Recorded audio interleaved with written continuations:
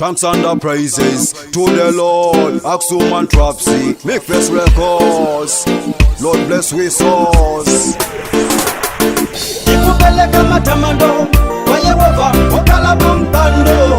Wajifumu nikupeleka matamando imasindikila iye ni nkango kokokojeta. Nikupeleka matamando kwa Mulungu wakala bombando. Wajifumu nikupeleka matamando imasindikila iye ni nkango wayuda. Kondi chanumbuye ali yese chimaposa kukala ndi inu ine nkhawa ndi machotsa simachedwa simafulumira inu ngati kosta inu ndi mbusa ife ndife nkhosa mbuye dzina lanu inu lilemekezeke opanda inu palibe chomwe chingateke mumamenya nkhondo ife tili chete dzina lanu palipose inu limveke ndimadziwa zona kuti inu ndinu master pachikondi chomwe ife tonse matipatsa. Nikupeleka matamando kwa Yehova wakala bombando.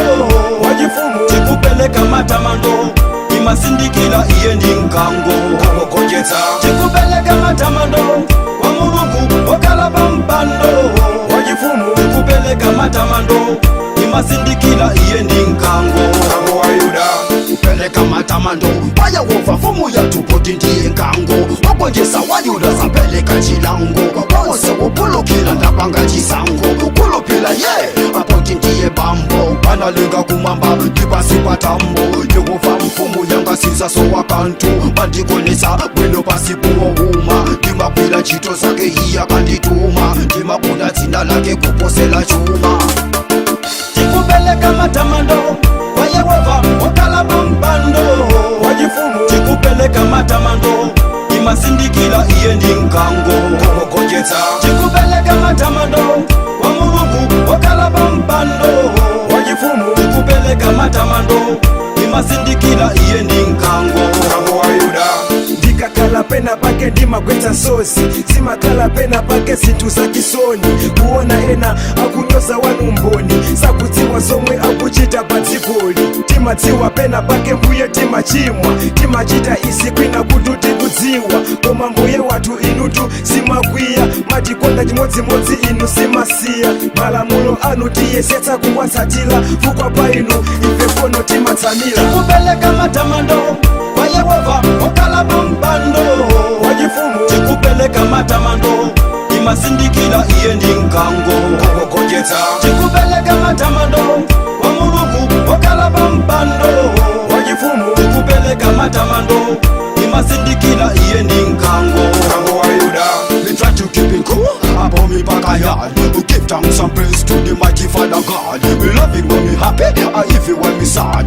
Kwadisha Yehova ndito chilicho satani ndawisose mano wose yamatikondabe sanziko lino ndito ndisachabe chabe takulupilira mbuye mpaka kale kale sachikondi chake yine sindingayiwale ngwachilungamo buyalibe katangale vele mawu wake kweze dzina lake. Nikupeleka matamando kwa Yehova wakala bombando. Wajifumu nikupeleka matamando imasindikila iye ndi nkango kokokojeta. Nikupeleka matamando kwa Mulungu wakala bombando. Wajifumu nikupeleka matamando imasindikila iye ndi nkango wayuda.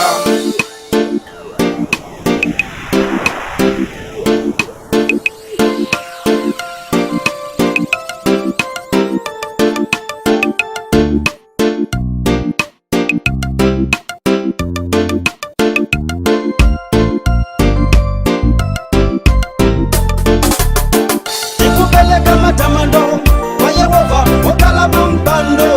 Wajifumu nikupeleka matamando imasindikila iye ndi nkango kokokojeta. Nikupeleka matamando kwa Mulungu wakala bombando.